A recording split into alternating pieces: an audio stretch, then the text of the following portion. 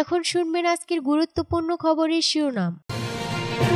যুদ্ধবিরতির পরও লেবাননে ইসরায়েল তাণ্ডব, 2 মাসে 83 জনকে হত্যা। 100 ড্রোন দিয়ে ইউক্রেনের হামলা, টার্গেট ছিল পারমাণবিক বিদ্যুৎ কেন্দ্র। যুক্তরাষ্ট্রে F-35 যুদ্ধবিমান বিধ্বস্ত। পশ্চিমা সহায়তা বন্ধ হলে 2 মাসে ইউক্রেন যুদ্ধ শেষ হবে, পুতিন। ভারতের মহাকুম্ভ মেলায় পদদলিত হয়ে নিহত বেড়ে 15। এক রাতে ইউক্রেনের শতাধিক ড্রোন ভূপাতিত করার কথা জানালো রাশিয়া। পারমাণবিক বোমা হামলার 80তম বার্ষিকীতে ট্রাম্পকে আমন্ত্রণ জানালো জাপান।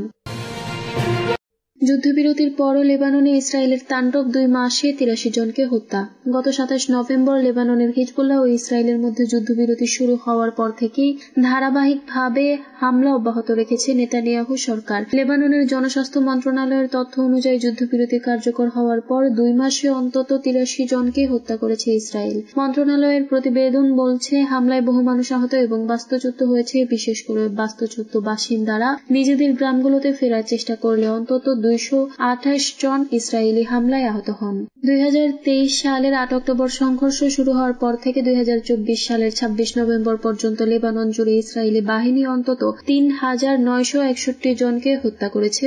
এছাড়াও অন্তত 16,520 জন আহত হয়। যুদ্ধবিরতির সময় যেদিন দক্ষিণ লেবানন থেকে ইসরায়েলি বাহিনী প্রত্যাহারের কথা ছিল, সেদিনও ইসরায়েলি সেনাবাহিনী 6 নারী সহ কমপক্ষে 24 জনকে গুলি করে হত্যা করে। আহত হয় 134 জন, যাদের মধ্যে 14 জন নারী ও 12 জন শিশু। এর পরদিন অন্তত 2 জনকে গুলি করে হত্যা করা হয় এবং 17 জনকে আহত করে ইসরায়েলি বাহিনী। 100 ড্রোন দিয়ে ইউক্রেনের হামলা, টার্গেট ছিল পারমাণবিক বিদ্যুৎ কেন্দ্র।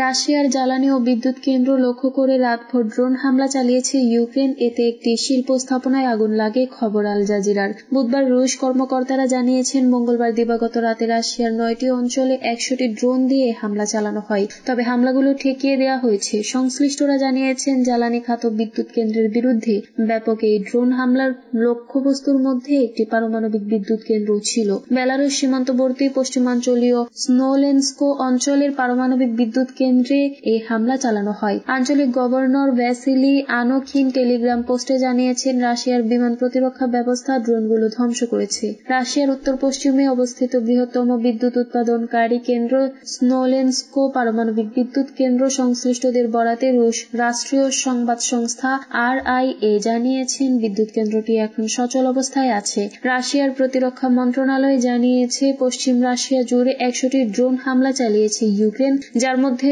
স্নোলেনস্কো অঞ্চলে 11টি ধ্বংস করা হয়েছে। প্রতিরক্ষা মন্ত্রণালয় আরও জানিয়েছেন, রাশিয়ার বিমান প্রতিরক্ষা ব্যবস্থা 9টি অঞ্চলে ইউক্রেনীয় ড্রোন ধ্বংস করেছে। যুক্তরাষ্ট্রে F-35 যুদ্ধবিমান বিধ্বস্ত।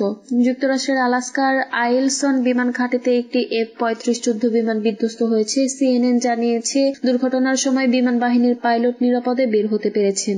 স্থানীয় সময় মঙ্গলবার বিকালের দিকে আলাস্কার আইলসন বিমান ঘাঁটিতে প্রশিক্ষণ মহড়ার সময় যুদ্ধবিমানটি বিধ্বস্ত হয়। এক সংবাদ সম্মেলনে 354তম ফাইটার উইং এর কমান্ডার কর্নেল পল টাউনসেন্ড বলেন, পাইলট ইন ফ্লাইট ত্রুটির সম্মুখীন হলেও বেরিয়ে যেতে সক্ষম হন। অবতরণের সময় বিমানটি বিধ্বস্ত হয়। আইলসন বিমান ঘাঁটি এক বিবৃতিতে জানিয়েছে, দুর্ঘটনার F-35 লাইটনিং 2 বিমানটির উল্লেখযোগ্য ক্ষতি হয়েছে। পাইলটকে নিরাপদে সেনা হাসপাতালে নেওয়া হয়েছে। এই ঘটনায় একটি পুঙ্খানুপুঙ্খ তদন্ত হবে। F-35 যুক্তরাষ্ট্রের সবচেয়ে ব্যয়বহুল প্রতিরক্ষা কর্মসূচি। এটি মার্কিন সামরিক বহরের একটি গুরুত্বপূর্ণ ভিত্তি। উন্নত স্টিলথ এবং যুদ্ধ ক্ষমতার জন্য এটি পরিচিত। এর আগে গত মে মাসে টেক্সাস থেকে ক্যালিফোর্নিয়ার এডওয়ার্ডস বিমান ঘাঁটিতে যাওয়ার পথে নিউ মেক্সিকোতে জ্বালানি ভরার কিছুক্ষণ পরই একটি F-35 যুদ্ধবিমান বিধ্বস্ত হয়। সে ঘটনায় পাইলট গুরুতর আহত হন। পশ্চিমা সহায়তা বন্ধ হলে 2 মাসে ইউক্রেন যুদ্ধ শেষ হবে, পুতিন। রাশিয়ার প্রেসিডেন্ট ভ্লাদিমির পুতিন মন্তব্য করেছেন, যদি যুক্তরাষ্ট্র এবং অন্যান্য পশ্চিমা দেশ ইউক্রেনকে অর্থ ও অস্ত্র সরবরাহ বন্ধ করে, তাহলে 2 মাসের মধ্যেই ইউক্রেনের যুদ্ধের সমাপ্তি ঘটতে পারে। মঙ্গলবার রুশ সাংবাদিক পাভেল জারুবিনকে দেওয়া এক সাক্ষাৎকারে পুতিন এই মন্তব্য করেন। সাক্ষাৎকারে তিনি বলেন, পশ্চিমাদের অর্থ এবং অস্ত্র সরবরাহ ছাড়া ইউক্রেন 1 মাসও টিকতে পারবে না। তাদের অস্তিত্বই তখন ঝুঁকির মুখে পড়বে। সবকিছু আগামী 1.5 থেকে 2 মাসের মধ্যে শেষ হতে হতে পারে। বাস্তবতা হলো বর্তমানে ইউক্রেনের কোনো সার্বভৌমত্ব নেই, তারা পুরোপুরি পশ্চিমাদের উপর নির্ভরশীল। পুতিন আরও বলেন, যদি পশ্চিমা পৃষ্ঠপোষকরা সত্যি শান্তি চায় তাহলে এটাই উপযুক্ত সময়। রাশিয়া এই ইস্যুতে তার অবস্থান আগে স্পষ্ট করেছে। রাশিয়ার প্রস্তাব অনুযায়ী ইউক্রেন যদি ক্রিমিয়া ও এর 4 প্রদেশকে রাশিয়ার অংশ হিসেবে স্বীকৃতি দেয় তাহলে যুদ্ধ থামানো হবে। অন্যদিকে ইউক্রেনের সরকার জানিয়েছে, রাশিয়া যদি দখলকৃত অঞ্চলগুলো থেকে সেনা প্রত্যাহার করে নেয় তবেই তারা শান্তি আলোচনায় বসতে রাজি হবে। যুক্তরাষ্ট্রের আগের প্রশাসন ইউক্রেনকে ধারাবাহিকভাবে অর্থ ও সামরিক সহায়তা দিয়ে এলেও বর্তমান প্রেসিডেন্ট ডোনাল্ড ট্রাম্প শপথ গ্রহণের পরপরই বৈশ্বিক অর্থ সহায়তা স্থগিত সংক্রান্ত একটি বিলে স্বাক্ষর করেছেন। এর ফলে আগামী 90 দিন বিশ্বের সব দেশে মার্কিন সহায়তা বন্ধ থাকবে।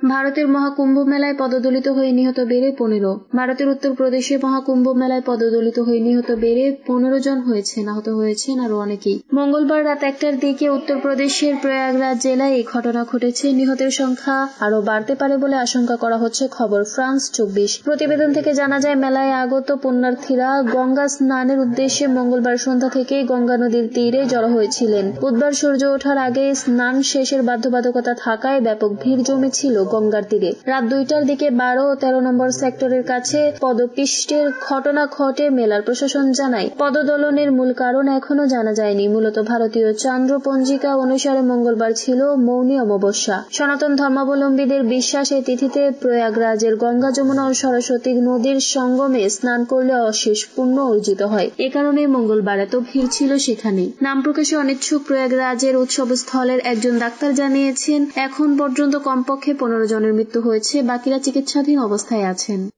এক রাতে ইউক্রেনের শতাধিক ড্রোন ভূপাতিত করার কথা জানালো রাশিয়া। ইউক্রেনের শতাধিক ড্রোন ভূপাতিত করেছে রাশিয়া। আজ বুধবার রাশিয়ার প্রতিরক্ষা মন্ত্রণালয় থেকে বলা হয়, রাতে ইউক্রেনের এই ড্রোন হামলায় কয়েকটি বাড়িঘর ক্ষতিগ্রস্ত হয়েছে এবং অন্তত 1 জন আহত হয়েছেন। টেলিগ্রামে দেওয়া এক বার্তায় মন্ত্রণালয় থেকে আরো বলা হয়, গত রাতে ইউক্রেনের মানুষবিহীন মোট 104টি আকাশযান অনুপ্রবেশ করেছিল এবং আমাদের আকাশ প্রতিরক্ষা ব্যবস্থা সেগুলো ধ্বংস করেছে। ইউক্রেনের বেশিরভাগ ড্রোন পশ্চিমের সীমান্তবর্তী কুরস্ক ও ব্রিয়ানস্ক অঞ্চলে ভূপাতিত করা হয়। অল্প কয়েকটি সমলেনস্ক, টার, বেলগরদ ও অন্যান্য এলাকায় ভূপাতিত করা হয়। ইউক্রেনের সামরিক বাহিনী বলছে, রাশিয়াও তাদের দেশে রাতভর ড্রোন হামলা চালিয়েছে, ফলে ইউক্রেনের বিভিন্ন অঞ্চলে রাতে আকাশ হামলা সাইরেন বেজেছে।